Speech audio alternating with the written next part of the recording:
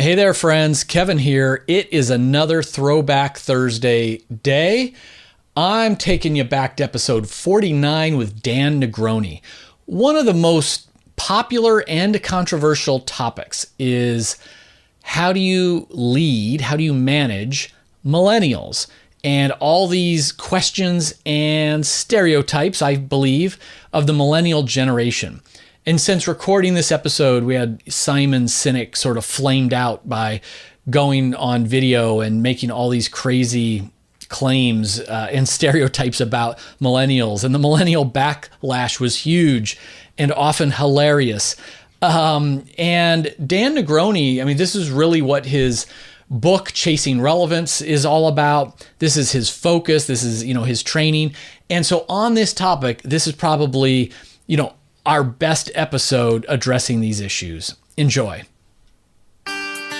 Would you like to accelerate your career and reach your full potential in just minutes a day? Welcome to the LEADx Show with New York Times best-selling author and Inc. 500 entrepreneur, Kevin Kruse.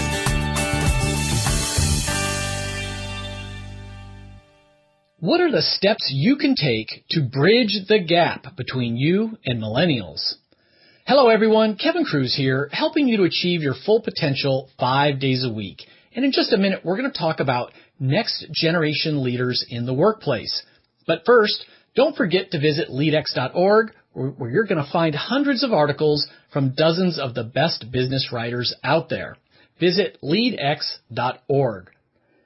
Our guest today leverages his experience as a CEO, attorney, and senior sales and marketing executive to help companies bridge the gap between managers and their millennial workers.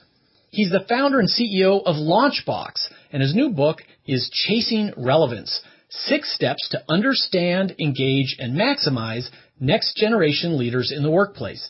Our guest is Dan Negroni. Dan, welcome. Thank you. Thank you for having me. I'm excited to dive into your book, Chasing Relevance, in just a minute.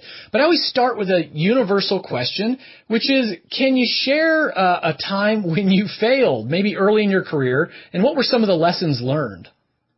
It's such an interesting question, and we talk about failure being the absolutely most important thing you can learn from. And so if I could just give you one time, I'd be a very lucky guy. But maybe that means, and I think that's something we need to teach our young, because we're so afraid of hurting their feelings and getting them scared, that failure is good. And so I can't think of one time. I can think of many, many times. I can tell you I've been fired when I was at the peak of my career from probably the biggest business I ever built. Yes, I got a handsome check, but that was certainly one failure.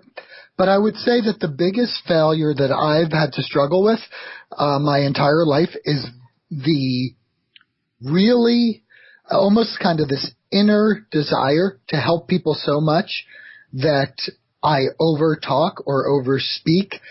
And it's in an effort to help people. And I would say that the thing that I've learned the most to deal with that desire to want to tell people, oh my God, it's so clear how you make it better, how you become a leader, let's just open this up, is to kind of sit back and stop sucking all the air out of the room and really, really listen. And the biggest trigger to dealing with that type of failure all the time is to really focus on how you're serving the person who you're talking to in the audience. And I would say that that is the biggest lesson I learn and continue to learn daily from helping people. Wow, that's great, Dan. Yeah, the focus on listening, even if the talking is coming from a good place, an urge to help. So your new book is Chasing Relevance. So let's start with the big picture. Why are millennials? Why is this generation so important? Well, all generations are important. This one particularly is important for us in business for a bunch of reasons. Today, 40% of the workforce in most average companies are millennials. If you look at certain types of companies, like we work with the San Diego Police Department, real estate companies or high-tech companies, you have as much as 70 to 80% millennials in the workplace. So in the next 10 years, 75% of the workplace will be millennials, no matter where you are. So they are certainly a force to be reckoned with. They are also the future. They are our kids. They are our employees. And more important than anything, they are also our customers. And so we must get it right. 2.4 billion people in the world are under the age of 30. I don't know any business in the most disruptive world we've ever lived in from a technology perspective that could dismiss that amount of people, and we do it regularly. And we have a really negative soundtrack, and everyone talks about the problem. Even Simon Sinek in his wonderful speech about why millennials are the way they are has not given solutions of how to solve the problem. And so that's what our book focuses on is, all right, we got an issue here. We're not getting along. We have all these views and all these myths really about each other. How do we figure out a solution to attract, engage, and really empower both our millennial employees and our customers? Wow, Dan, that is powerful stuff. 2.4 billion, and you're right. At the time we're recording this, it was about a week or two ago that Simon Sinek, a clip from an interview he was doing, really went viral. And I hadn't even thought about it. As good as some of that content was, what you see and hear from it, and in all the other places, are the problems working with the millennials, or here's why they're messed up. Exactly. Well, exactly. At least Simon did a great job of describing to us the challenge we had. He broke it down into 4 steps, and it was great. But so what? And it's really interesting since his video, we only wish we could get attention like that, and we will, because we know what we're doing is changing the world one millennial and manager at a time. However, we've had 3 or 4 customers say, I saw that, and I realized there were no solutions. And you guys have a program to give us solutions, and it's based on, just like I said before, the audience being the millennial and the audience being the manager, and how to teach them skills to connect.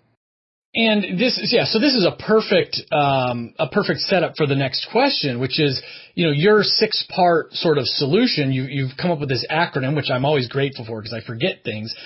You call it BRIDGE. And listeners, obviously we don't have time to go through this all deeply. Go out and get the book, Chasing Relevance. But Dan, summarize for us, what is BRIDGE?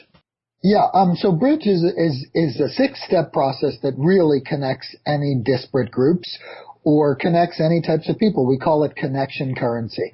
With millennials, we want to teach them how to have the power to be the best personally and professionally. And with some real cool skills that they haven't learned in college and the BRIDGE method, we do that. And we do it from the inside out, really focusing on who they are and who they want to be. And we do the same thing with managers. And particularly, I'll run you through it as quickly as I can, as a New Yorker can. BRIDGE is a 6-step acronym for 6 things. B is the first part, which is you need to bust the myths. Millennials are not all this, and managers are not all this. And the stereotypes of millennials are entitled and disloyal may be true in some respects, but really when you look at the statistics, they're not. They're great young minds that need to be taught and guided how to be their best selves. And for crying out loud, we as managers have a duty to do that, like every generation has done this before. We've been complaining about the generation before since the time of Socrates and Plato. And so what? Let's stop. It's compounded because of technology and all the noise. I mean, in the noisiest, we're talking right after the election, the noisiest election season and the noisiest start of a presidency. The second noisiest thing is our complaints about each of the generations and why the other one sucks so bad. Right. And it's just not true. So let's get out there and assume positive intent and understand what binds us and brings us together, which are really great principles that you do at LEADx all the time. Number R is let's do it with a real deal authenticity. The number 2 thing that millennials, the number 1 thing they want is the ability to learn and grow, as we all should have. The number 2 thing they want is authenticity because they've been bombarded through technology with a crazy amount of inauthentic things to just get them to buy things or get their mind share. And here's the deal. If you want to create a great relationship with someone, you tell them the truth, you are authentic, you teach them how to grow, you tell them what was good, you tell them what was bad, and together you learn. And so often in the workplace, we forget that step because it's so hard to be honest and say, you know what? I just heard 2 people, I'll give you a quick example, talking about they met someone at a trade show and they were a close talker. And I said to them, the woman said he was in my face. And I said, well, why didn't you tell him? And she said, how could I tell them? I said, well, you could tell them nicely. Like, wow, I really love you. You're super dynamic. I love what you're selling, but you're kind of in my personal space. Has anyone ever told you that before? Because I think if you just dropped back another 6 inches, every conversation you would have would be 20 times better and you'd get the result you're looking for.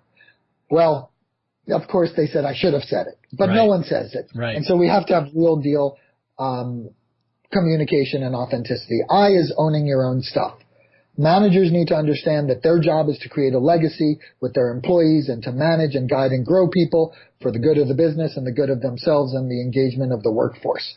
Millennials' job is to do that as well as learn, grow, and contribute in a respectful way that respects the audience. Each side needs to completely understand what their responsibility is personally in doing those things. That's I. Those are the 3 individual steps. The next 3 are kind of group steps. G is keep your goals in mind, but remember that they need to be individual goals, team goals, and corporate goals, and you need to be discussing them all the time. I'm sorry, I forgot D. I should learn how to spell.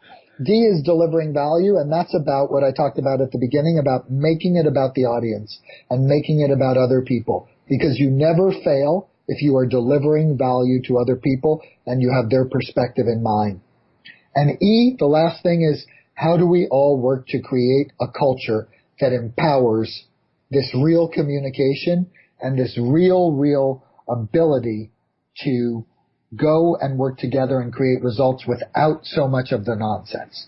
And the model's simple. We have all these exercises, and each person needs to be coached on them as you take that person, because everybody is different, whether you're in a Gen X or a Boomer or a Gen Z or a traditionalist, it doesn't matter. We have to teach people on their terms the way they learn, and that's our role. And we have to learn that way. Wow, it's great, and I wish if we were on video, you and our then viewers would be seeing all the notes I'm taking here on a piece of paper to emphasize some things. I mean, this idea of connection currency, and it all starts with assuming positive intent. I mean, it all has to start there. And listeners, you hear I speak a lot, and a lot of our guests talk about authenticity. And again, Dan's emphasizing authenticity leads to trust. I mean, nothing really happens until there's that trust in the relationship. And when you're willing to share what you know, and also you're willing to say, I don't know, or here's what I've done well, and here are some mistakes I've made, that breeds trust. And those are some fundamental principles. And Dan, are there things that I think, I'm talking leadership all the time, so I'm always thinking about how can leaders connect and get the full potential out of millennials. What would be some practical advice if we flip that around? Do you have a message to millennials about, I'm not exactly sure what they're thinking about a guy like me, 49-year-old boss, but any tips on how to, connect better with the older generations? Yeah, I mean, I think, look, the number one thing we and I wouldn't say beat, but we're very bold in it, is that the most important person in any story you tell in any connection currency is your audience. So millennials, be aware that your audience is a little bit different than you. And some of them may have the view that they worked hard and did it all themselves. While we know, Kevin, it's not true. That's right. That the world was different then, and we had a lot of great mentors, and we still do. But some of them may feel that way. And so my biggest tip for millennials is to really, again, understand who your audience is. And from a particular thing, when they ask me, what's the number one thing I can do to get along with my boss, I tell them this: ask great questions that are not self-serving. Ask great questions that are smart and interesting and probing and challenging, that serve your audience and not you. So, for example, when I speak at USC and the whole audience is there, and a millennial who's about to graduate the Annenberg School of Business School of Communications says to me, Dan, how can I get paid what I am worth? Well, my head about spins off my neck. And I say, how about this, guy? How about this?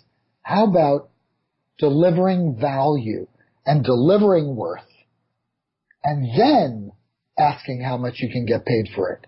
How about actually doing that and describing what that value is, getting in the trenches and showing everyone what you can do?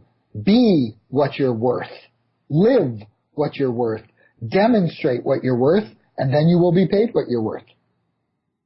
Number one tip, ask great questions. And listeners, I love the example Dan gave because, as you know, I always say life is about making an impact, not making an income. And, of course, the irony, Dan, as you pointed out, the more value you provide, the more it's going to come back to you in all ways. But it really works by putting the right thing first. Ask and offer about impact and value. So, Dan, before we wrap up, I like to challenge our listeners to get 1% better every single day. Is there something you can challenge them with, something they could try out today? Yeah, I mean, I think it certainly revolves around questions. So when communicating, instead of making statements, I think the best thing that people can do is help me understand why. And I just think that changes the nature of the conversation so much that we can all then realize that we're on the same page to get together and to win. The other thing that I love is, do I have permission to give you my opinion? 95% of the time, the person will say yes. And then when you're being authentic or providing value that's real, they kind of have, the power is shifted where you gave it to them to allow you to do it, and then they really have to receive the message much more boldly because they seceded the power by giving you permission. So if the advice is great and the second follow-up question is great, you win every single time because you're really looking to understand what is that person that's listening to me, the receiver, looking to get from this conversation. And one great question before I start every meeting in my sales capacity is, what are you looking to get out of today's meeting, and how can I provide you the most value in our time together? Oh, that's great. Right. Just asking it directly right up front. Absolutely. I love it. Dan, what's the best way our listeners can find out more about you and your work? Yeah, we have a website called www.launchbox, LAUNCHBOX 365.com. Our book, Chasing Relevance, www.chasingrelevance.com. And then I think we're Dan Negroni on Instagram, Twitter, and Facebook, and also Launchbox 365. So there's lots of ways to find us. We want to serve. We want to help. We want to coach people to be their best selves. And we want to get the world to really understand how great millennials are and get millennials to really push themselves to be that great. All right, friends, you've just been mentored by Dan Negroni, and you can hear it in his voice, his passion for the cause. He sincerely does want to help. I encourage you to reach out to him. You can get all the links he mentioned and the notes from this interview over at LEADx.org. And get Dan's new book from Amazon.com or your favorite bookstore. And one more thing, if you've got even one new idea from the show today, I hope you'll go onto iTunes and just take a minute to leave a short, honest review. So, with that train whistle, perfect timing. Sorry, even through the headphones. I like it. It got me pumped up. Until next time, remember, leadership isn't about a title or authority. It's about influence. The question is, who are you going to lead today?